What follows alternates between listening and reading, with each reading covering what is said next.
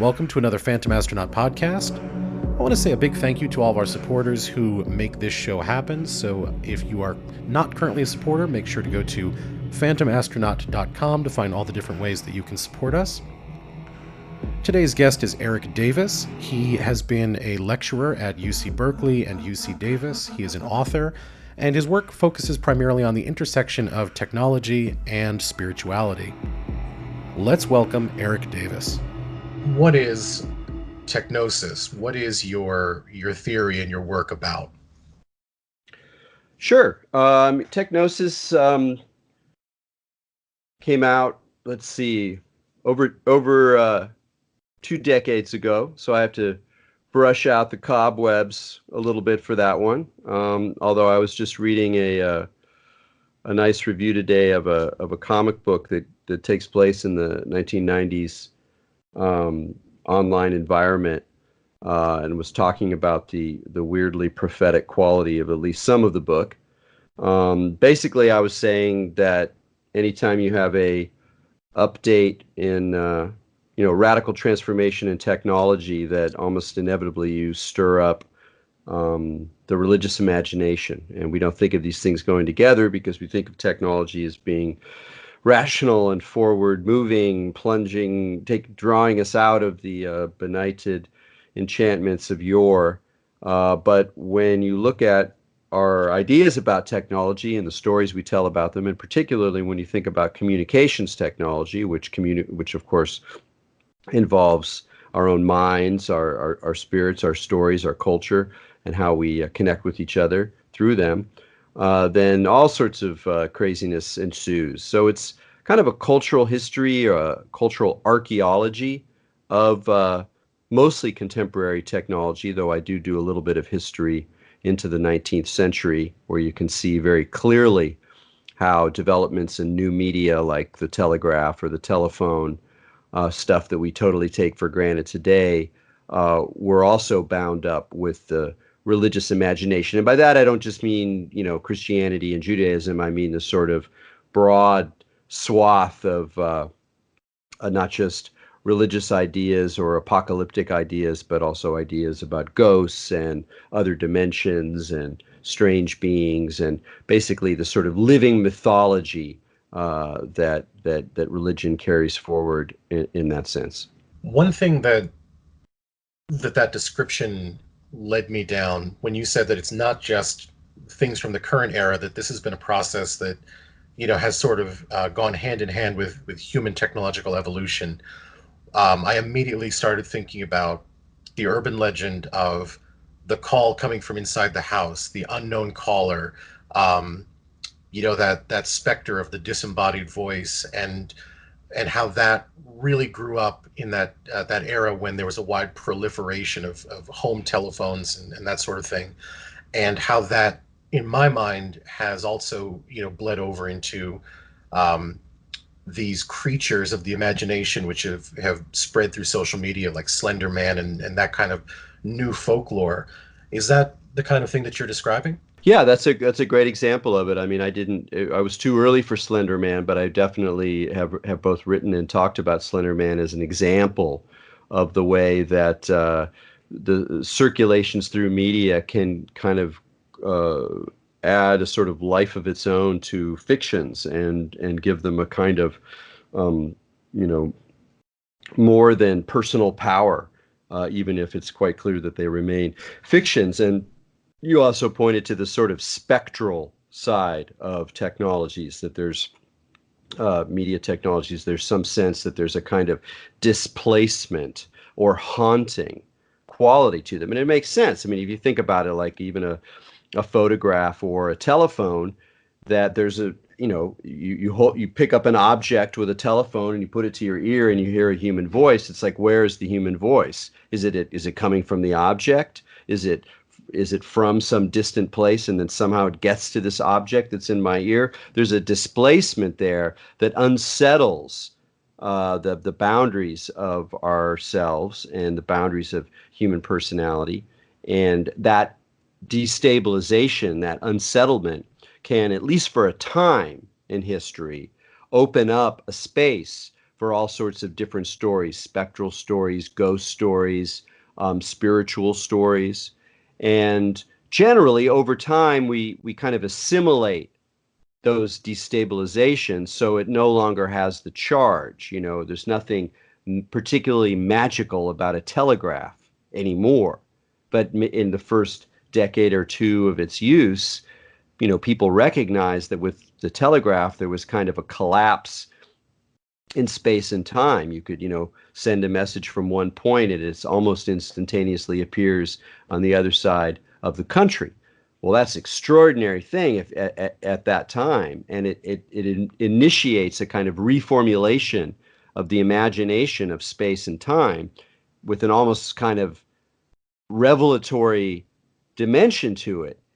But over time, business as usual takes over. We assimilate the strangeness, and then we become, you know, increasingly modern and increasingly technological. So it's almost a race between the enchanted side of the novelty of new technologies and our capacity to assimilate them and to just sort of treat them as business as usual. The idea of, you know, technology leading to this disconnect, and you use the example of, you know, collapsing space and time with instantaneous communication and other things like that.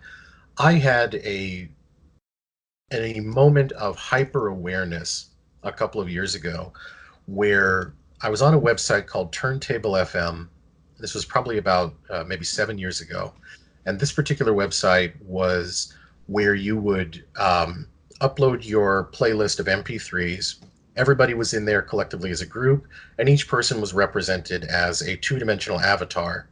And people would take turns essentially being the DJ in this virtual party room. And I had let my playlist run and fallen asleep.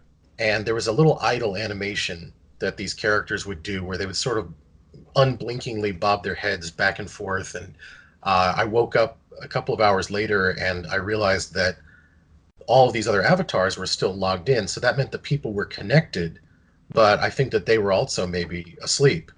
And so there was this unsettling feeling that this avatar was sort of a window that was sort of connecting all of our bedrooms while we were sleeping. And there was something supernatural and unsettling about it. And I think that might be a good example of that disconnect that you're talking about. Oh yeah, I think it's a great example. There's all sorts of uncanny shudders that lurk in our relationships with technology. You know, hearing echoes, getting the voice messages from people who have died. You know, there are any number of those kinds of things. Oftentimes we sort of, you know, we kind of put them under the carpet. We're like, oh, we just kind of move on. But I think if we start tuning into them, then we'll find that technology really creates a very uncanny situation in many ways, whether it's quasi-telegraphic or there's, again, this kind of ghostly or haunted sense. There's the not knowing who we're talking to. There's a kind of veil or a mask, and that can be deeply, you know, unsettling. And here I'm just talking about the kind of emotional or almost imaginative quality of these conversations. Obviously, they can all be, you know, weaponized and turned into more aggressively unpleasant kinds of things. But I do believe that it's an uncanny situation to be in amidst these technological and media mutations. What attracted you initially to this field or this topic? That's a good question. I think what it was is that I was very interested in seeing where religious in the broad sense, which includes the occult or the mythological in terms of, you know, polytheistic religions and such. But I was really interested in seeing where where religion would pop up in secular life, in particular in popular culture. So I just, you know, I was interested in rock bands that use that kind of imagery, or TV shows, or, you know, just kind of stuff that would cross those lines. There was something about that juxtaposition that interested me. And this was in the early 1990s, so there was a lot of stuff coming up around, you know, virtual reality and personal computers, and soon enough, the internet. And so I was sort of well placed to notice and to collect essentially examples of where these things would overlap. And as I collected them, I'd write articles about them or just sort of take notes.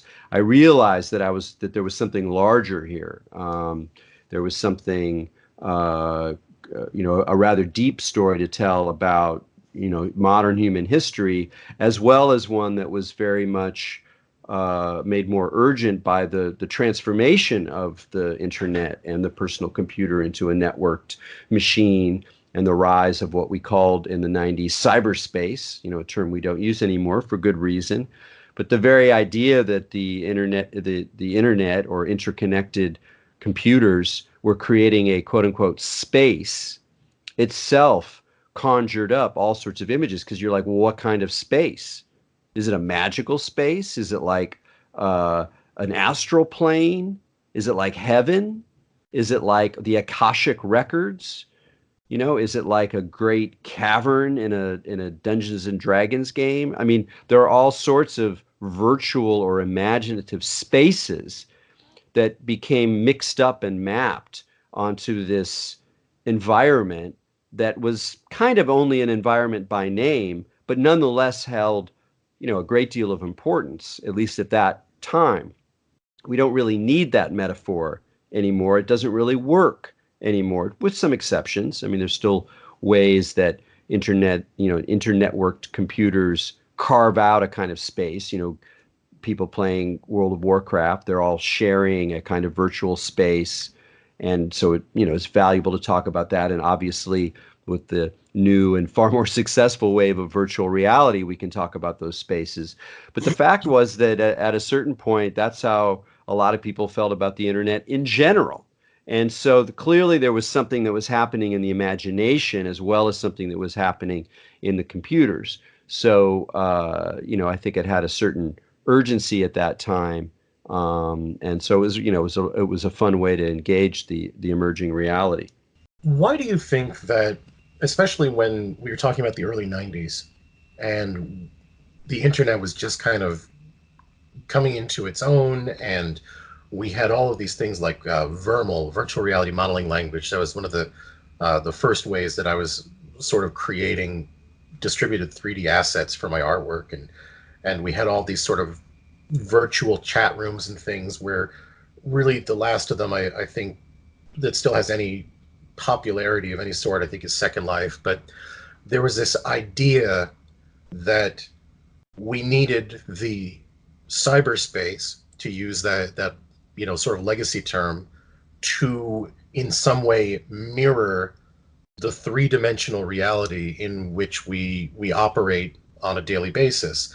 It's always been in the back of my head why we thought, and to a certain extent still think, that that's necessary to turn the virtual space into a space that mimics the physical. Back in the early 90s, we had this sort of proliferation of virtual chat rooms and things that were 3D avatars and sort of proto multiplayer games that didn't really have a game aspect, just sort of social chat room kind of interfaces. And the popularity of those was relatively limited. And my idea of that is that those developers were always sort of trying to take that virtual space that you're talking about, that immaterial space, and mimic the physical world with it. And that didn't really seem to be incredibly popular. What really blossomed was this intellectual space, like Facebook and things that are not any way connected to the way that we experience our three-dimensional world. But there are still, virtual reality chat rooms and things that are popping up all the time, different startup companies and things trying to mimic reality, but they're also not catching fire. Why do you think that, A, we continue to strive to recreate or reshape that virtual space into something that mimics our everyday reality? And B, why do you think that that isn't as successful so far as something like Facebook? Yeah, that's an interesting one. I mean, I to put it in context of the kind of thesis I put forward, I think that it is an understandable imaginative desire to organize abstractions in terms of space because we can get our bodies into it. So, and at the same time, there's also a sense that spaces can be a lot of fun. There's something basically exciting, and that's why you do see it in, the great exception of what you're talking about are games and, massive multiplayer games in particular, where there is a sense that we're sharing some environment that because it is spatial draws up a lot of our embodied cues, so we feel a little bit more fully inhabited, though never, or rarely entirely so. And sometimes games that, you're watching a body and you're manipulating it from a eagle eye point of view, and so that's already kind of disembodied. But it's just a very basic language that we have of moving through space and time, encountering other things, countering obstacles, et cetera, et cetera. So it makes sense that there's sort of a desire to do that, but I think it runs aground against the abstraction of information and the abstraction of language, of cognitive or intellectual contents. Um, and so I think what's most interesting is the desire for it to be a space. So in retrospect, the desire for the internet to be a space or a place or a frontier, for example, which was another metaphor that came up very dominantly in that time. And then later on, people read like the Metaverse in Neil Stevenson, and they go, wow, that's a great way to shop, or that's a great way to organize things. Or with VRML, we're like, look, we organize things in real space all the time, including abstraction. I go to my bookshelf, I open up a book, and I'm looking at a chart of the human nervous system, or I'm looking at, the prices of commodities in 13th century, France, or, whatever. I mean, there's all this abstract data that we nonetheless kind of embed in a visual environment. And if you look at like the history of memory and how human beings have externalized memory, you find something like the art of memory, which goes back to the ancient world and was used widely in earlier centuries, where individuals would literally build these spaces in their heads, these architectures where they would store abstract information like the words of a speech or data in a kind of more general sense. So there's something very basic about it, but I think it also can only go so far. And that outside of the example of games, there probably maybe people aren't that sort of interested in being fully translated into environment. Maybe it's even more comfortable to stay sitting in a room looking at a screen where you're writing, essentially, which is what people are doing, or writing or watching things. And so it really hasn't become like a dominant way of organizing information, whatever you call it, media experience or virtual experience, or that watching a screen or watching films is still way more important than interactive experience, again, with the exception of games, which is almost like a side space. And a lot of games aren't that spatial either, but a lot of them are, and some extremely so, where obviously the appeal of them is almost primarily because you're getting your body in there, and you're getting flight or fight, you're getting manual ability to hold weapons and move through spaces, and a lot of the kind of action side of games is like particularly spatially intense, because warfare or combat is extremely spatial. It happens in space, and you're not gonna adequately simulate combat without a very strong sense of environment and space. So I just feel like that's sort of part of our imaginative desire, but it's obviously not all of it. And in terms of the internet, I would find it unlikely that we're going to be going on to an online virtual mall, walking down the mall street, anytime soon. But who knows? Again, what's happening with virtual reality, if in a few iterations they get some of the problems treated, it might take off in a much more vivid way, particularly if people want to escape physical reality more, even more than they do these days. I wonder, because a big part of what I do involves art that's created in virtual reality and for virtual reality, consumers and spaces and things of that nature. That's a sort of a silo. It's a separate thing, I think, experiencing a work of art than the everyday use of virtual reality in the cases you described, like going to a mall or,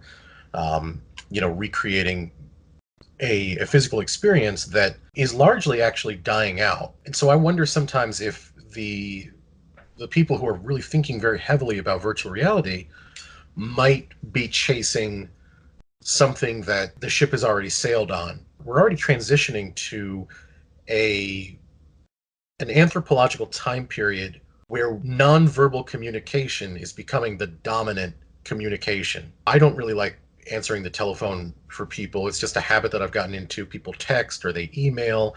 The asynchronous conversation is becoming the dominant conversation. So I wonder if when they're creating these virtual reality spaces or they're thinking about the future of that technology, if they're striving to recreate something that may ultimately be alien by the time that it's come to a place where it's market ready. Yeah, we'll see. That's what I mean. It's a really interesting one because, as a fantasy fan, I've always really enjoyed imaginative spaces, cosmologies. The map of Middle Earth is half the fun of the Lord of the Rings. Like you're in some kind of world building environment.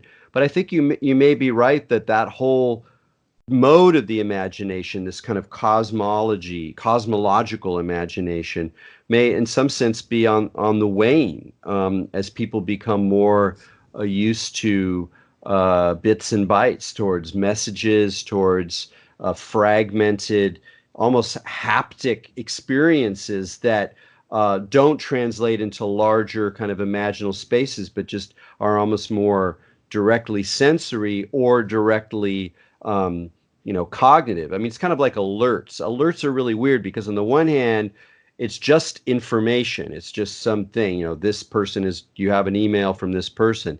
And yet our experience of alerts, at least my experience of alerts, is very physical in the sense of it feels like an energetic, like an insect, it's like a mosquito is swooping towards my ear and I'm like, whoa, okay. If you get a whole series of alerts, you get super scattered. You get scattered not just because it's information, but because of the almost physicality of how this little unit of data is coming your way and interrupting the other kind of space that you're sort of maintaining. So in some ways, we really are moving out of like inhabiting an environment that unfolds, north, south, east, and west, and that we move through that environment to do what we do. And we're more like nodes or like switching centers. And so I think for some people, there's a nostalgia or a desire for spaces. But for a lot of other people, there's just a desire to more robustly network. Backing up to your interest in religion and folklore and the occult and how that, sort of led you into the technology space, do you have any examples, sort of like the story that I gave about the Turntable FM, where you strongly felt that center of your brain, that supernatural center, speaking to you through a technological medium? Yeah, I think one example of that was, to go back to the early internet again. It's actually kind of an interesting thing about space. Is before the World Wide Web, when everything was text, I spent some time in MUDs and MOOs, which were sort of, for those who don't know, the online text spaces, mostly devoted to gaming, sort of Dungeons and Dragons hack and slash games where you're in a space and then you move forward into another one and you get a description of what the environment is, and maybe somebody else is there and you see a description of who they are and you interact with them, etc. But there were some people who were using that technology for non-goal directed play, if you will, not so much games, but just hanging out or invention. And one of these, probably the most famous, was called Lambda Mu. And I spent time on Lambda Mu. It was really fun. I mean, it was like all these really brilliant, eccentric folks, half tech, pagans and anarchists and genderqueer and tech freaks and historians. It was just a really fascinating mix of people who were basically there just to have fun, to explore the environment, and a lot of it did involve building spaces. People built their rooms. They built little algorithmic machines in their rooms that would set things in motion. You'd walk around and you'd get in conversations. And there was one one character, I'll say, that I was very infatuated with, and so we had a very kind of teasing, mischievous, flirty friendship.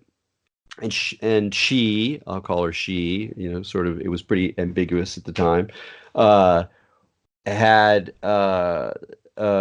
was into ritual and the occult, but in a smart, interesting, kind of edgy way.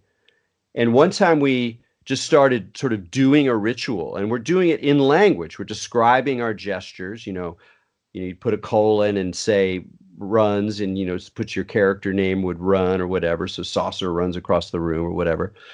And we just started playing in this way with gestures that were just language. But then you think about a lot of magic historically is just language. It's grimoires. It's things magicians say or invoke or evoke.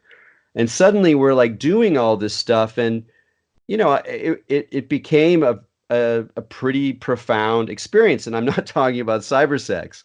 I'm talking about evoking a space collectively. So it wasn't just me having some fantasy. It was the way in which our language wrapped up with each other at that time to create a sense of kind of ritual intensity that was quite notable, like as powerful as most of the experience, many experiences I've had in, real world ritual, if you will. I'm not sure if I read the transcript of it, whether it would be particularly profound, but at the time in its deployment, in its sort of immediate construction, it was quite radical, actually, and really gave me a sense of how powerful these spaces could be. I want to talk a little bit about artificial intelligence. Something has been kind of rolling around in the back of my head about this for a couple of years, where I've been trying to dissect why there's that popular meme of the evil thinking computer, the HAL 9000, the Skynet. What does it represent? Because in my work and knowing technologists who are working on AI and being around those circles, we're a very, very long way off from a true thinking machine in the way that we consider consciousness. So why has it been such a fear for the last 50, 60 years? And it ties back with me to folklore. I think a little bit about the myth of Prometheus and the idea of this god or demigod bringing some kind of knowledge or power to people and being punished for it. But that's a dynamic where the gods are above man. And we've kind of reached this epoch where we have the ability to create something that may have power above us. And I think that's a very modern fear. Do you think that there's any analog to that historically before the advent of computers, the idea of that, that fear of giving away, your power and to such an immaterial kind of concept? Well, I don't know if the fear is exactly the same, but there are elements of it, sure, that go all the way back. I mean, one is the fear of demons, and that's the idea that Satan runs the world, and that to get lost in the world is to get lost into this zone that's actually controlled by demonic forces. So that's clearly a pre-modern fear, even if it takes different forms in modernity. That what looks on the surface like going to get a beer at the tavern and flirting with the girls is actually part of this kind of nefarious conspiracy to keep your soul from heaven. We're already kind of thinking in terms of what's behind the surfaces. And you can go back, one of the interesting upticks in contemporary mythology is people's use of the word archon to describe, usually non-human, sometimes spiritual, sometimes alien, sometimes demonic control forces that are sort of lurking behind the surface of the systems that run our world, in a very literal historical way. You find the term a lot in conspiracy theory, but not just in conspiracy theory. And it's an interesting word because in antiquity, it just meant power. Like a prince would be an archon, or a governor would be an archon. But it was also a very important term for the ancient Gnostic Christians. And they kind of took the sort of Christian distrust of Satan as the Lord of the world, farther than anyone, because they imagined that the entire visible cosmos, at least depending on which Gnostic you were talking to, but let's just, for the sake of simplicity, that the whole living cosmos was a kind of prison that was constructed and controlled by the demiurge, who's kind of like a fallen god, and his archons, or his angels, or his sort of demonic angels. And so the whole thing was to escape this world and the powers that controlled this world. And sometimes these powers were imagined to be sort of astrological, the way that if you're born, under the sign of Saturn, if Saturn's dominant in your chart, that means you're kind of doomed to be a little glummer than other people. Well, imagine that kind of modern way of thinking about astrology, but taking it all the way to the cosmic level, where these astrological forces are archons that are limiting and controlling the soul. So the only escape is to somehow get out of the archon system entirely. And so the Gnostic Christians believe that through God, through Christ, and through a lot of magic and other practices, some of which we know about, a lot of which we don't, there were ways that either in this life or afterlife, when the soul was freed from the body, that you could escape this realm. So when you read Gnostic stuff from today, you're like, well, this sounds like the Matrix, or it sounds like conspiracy theory. And when I wrote Technosis, I was sort of pointing out some of those connections. I mean, it was before the Matrix, but it was very much in light of that kind of mythology. I was sort of like pointing out these connections. And now it's like the culture of the occult, the culture of conspiracy theory, the culture of sort of extreme weirdness, if you will, has really taken up these ideas full on. So in a way, the whole history and return of the Archon is a demonstration of how far back these fears kind of go. And again, you can look all over the place for sort of forms of alien intelligence or advanced intelligence it's incarnated in some kind of object. Whether it's an automata, we have automata that go back to antiquity, or the idea of some kind of even the way, if you look at how gods functioned in ancient civilizations, where like a whole city would have a god, and the god was kind of incarnated in an idol. And so if you wanted to screw with the city, you could go in and like steal their idol. And it was basically like their god is gone, and they're going to freak out. They can't run things. They don't know what to do because the god is gone. Well, in that, you can already see this kind of anthropological aspect of ourselves, where we're putting that kind of power, that kind of invisible power, in the hands of some larger than human entity who's sustained by our belief. And yet by giving that power over, there's a certain kind of power granted. But of course, there's always an inverse, where that god can be stolen, or that god can turn out to be demonic, or another god takes over that god. So I think it's actually a really basic part of human beings in a long way, or over a long period of time, to sort of play with both sides of that kind of transpersonal force embodied in a more than human or non-human kind of agent that we see, and then we see that mythology sort of return in different ways with the discourse around artificial intelligence today. So it's not that there aren't real issues in what is artificial intelligence. Can we imagine a point where something is making decisions at a sufficiently complex level that we have to grant it some kind of agency? Even algorithms themselves have a certain kind of, there's clearly they can go relatively deep, but we're again not at the point, as you say, we're not at some point where we're really dealing with a full-on AI, and yet popular culture is already like, we're laying the groundwork, we're setting it up, we're already making it more realer than it is. And I think that tendency, which can be manipulated, but it also comes from our own stories, or the history of our stories, these sort of lingering mythological or religious imaginations. So while we have a very modern form of it that I think is important to recognize, I do think that draws from a much deeper well.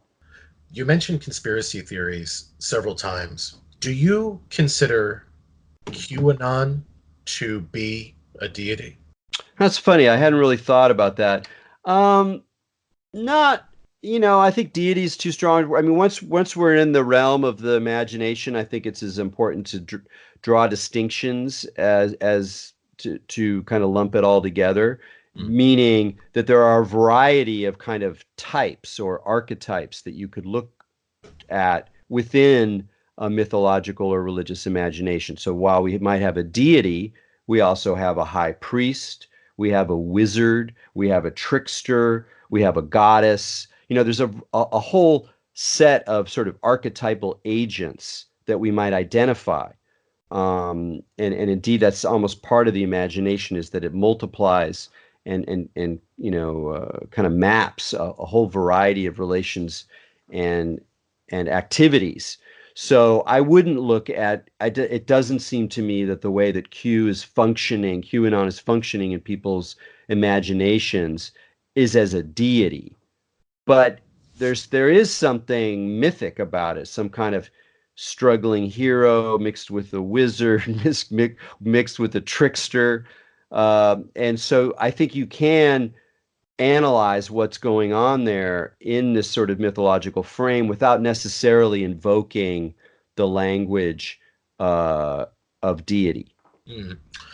I I agree that the deity is probably a loaded word. I was reaching for the language to articulate that this conspiracy theory about QAnon and the machinations of QAnon and the world in which that most likely fictional person operates has become the default reality for a large number of people. And to me, it almost resembles a cult or a religious sect. Oh yeah, totally. I mean, I totally agree with what you just said. It's just I just don't think that in a way my point wasn't that interesting. It was just about how you use the word deity or divine. That it is like a cult, absolutely. Or that it's like a mythological system that is seen as being real, or it's an alternative cosmology, and one that rests on very profound religious impulses. I mean, I think that one of the most important ones when we're talking about conspiracy theory is that it's almost always Manichaean. It's almost always good and evil. And what you're doing is that the world is evil. There's some good character, and by getting on the good side, we have an explanation for why the world is irredeemably evil, and it gives us a sort of sense of investment, a kind of sense of persecution, a sense of elitism. We're the ones who see the truth. That Trump is actually on the good, a good guy on the good side, and all this stuff is part of the evil lie. And that language of good and evil, is a really deep part of at least, last couple of thousand years of human religious history. It's not really clear that if you go all the way back to hunter-gatherers, where the idea of good and evil, it's probably much more mixed than that. But at least for modern people, or in the broader sense, not just modern, but for thousands of years, those categories have been really important to a lot of people, and they get stirred up within conspiracy theory. Another aspect is a kind of apocalyptic dimension. It's not just that there's some good guys and some bad guys, and they're scrambling in the margins of the world. It's like that the stakes are incredibly high. They're incredibly high. And so part of what makes it appealing to people is that I plug into the information stream. Another way of saying is it's just kind of like a live action role-playing game. I plug into this live action role-playing game called QAnon, whose gambit is that it's real. It has puzzles. I have to figure stuff out. There's a community. I'm going deeper into the lore. I'm going up levels basically as I understand more, et cetera, et cetera. But I'm also gaining a new identity, and the new identity is someone who sees the apocalyptic dimension of the situation, who recognizes that it's a battle of good and evil, that I'm on the good side, and that by propagating the story, I am doing good against this overwhelming evil. Now, that's a very appealing, emotional story to people who are otherwise without a lot of whatever else people normally do to not become hysterical religious militants, not having a good time, pretty confused, maybe deeply alienated from their experience, or crushed by by their location in the pecking order, or whatever various reasons that people have to latch on to stories that amplify their situation or even explain their situation. Now I have a story for why I'm feeling alienated, or why I hate the world, or why I hate, the New York Times or whatever. I have a story because it's all part of this larger thing. And I think it's just very appealing. I don't want to write off all these people as just idiots. That's a too easy to say, oh, well, they just don't know how to think, because, I'm not, whatever. We see forms of this all over the place. You can be very, very intelligent and enter a cult, essentially. And certainly some of these people are extremely intelligent. But I think it's those mythical religious resonances that actually really help explain it. That if you don't acknowledge that side of our imaginations, or our sense of our potential understanding of the world, then I think it's harder to explain how so many people could fall into something that's so on the surface, kind of silly. Well, I'm very interested in the ideas and the concepts that you're putting forward. I think that there's beautiful symmetry between the technological networked world, the online world, that is fertile ground for all of these sort of alternate realities and experiences that people are currently blooming into, with the ancient idea of the forest, the dark place, or the mysterious place where these sort of supernatural creatures live. They don't live in the city or the village. They live somewhere in this dense place that's mysterious to us. And I think that that's kind of where we are with the internet. It's become this place where most people don't really understand how it functions and why it functions the way that it does. And so it's very fertile to find these supernatural creatures wherever there's those gaps, wherever there's that mystery. Yeah, I agree, and I things are going to get even weirder as we get further into the Internet of Things, and more of these objects that were previously, the mundane detritus of modern domesticity, like toasters and refrigerators and automobiles, begin to become sort of seemingly on their own and not always agreeing with us. It's like, what's going on here? I can't get beneath the hood anymore. It's something that's been downloaded, or it's been hijacked to turn into a bot army, or it's no longer responding to my commands. So the ways in which things break down become far more unpredictable and complicated. And so that process that you're talking about, whereby we people the shadows, the unknown, or the confusions, the complexities with some sort of sense of agency, almost just on a basic level. And I think we're talking really deep, hardwired, you know, thousands of years of, to DNA, tens of thousands, hundreds of thousands of years of living in environments where you have to be very aware of everything that's around you. And it could be filled with dangerous entities. It could be filled with, blessings. You got to stay really tuned in. That it's almost like these very ancient instincts are being stirred up again, paradoxically, by this advanced technological environment that has become so complex that whether you're talking about the ordinary Joe doesn't understand, how algorithms work or how things are being tracked, to the fact that even data scientists don't exactly understand why a particular result came out of their big data algorithmic set. They're like, well, we kind of know how we set it up, but we realized it works better when you let it sort of do its thing, and iterate at much greater rates than we can keep up with, and so it says stuff sometimes. And you already hear when you talk to people on the phone, we all have problems with technology or issues with this or that. And you finally get some person at the end of the phone tree, and they're like, well, the computer says, and you're like, oh wait, that's it. That's the end of the story. The computer says. So we're already getting to this place where we acknowledge, even, scientists, computer scientists, whatever, in certain domains, that there are some things that we just can't explain and we don't understand. And yet those outputs are still part of our world. We still have to deal with them, and we can't really go back to the point we were before. So we've weirdly re-enchanted ourselves in a sense. It's kind of a metaphor, but it's an active metaphor. It's a psychological metaphor. It's the way that our emotional body is telling the story about what's happening to us, even if it's not what our reason is telling us is happening to us. But that makes a huge bit of difference.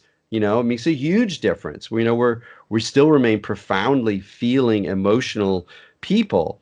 And so, I do think we've kind of set ourselves into the situation where, almost we have no choice but to invoke some version of these very old patterns just to try to make sense of an increasingly complicated, confusing situation where our domestic home is now that forest or that jungle where we don't know what's behind the bush. We don't really know who's on our side, who's watching us, who's observing our behavior with something nefarious in mind.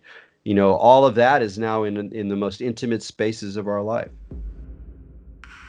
Thank you so much for being here, Erik. I really appreciate you coming on the show. And I want to thank all of the listeners here at the Phantom Astronaut podcast. Again, if you like the show, if you like what you're hearing, there are lots of different ways that you can support us by going to phantomastronaut.com, and I will see you out there.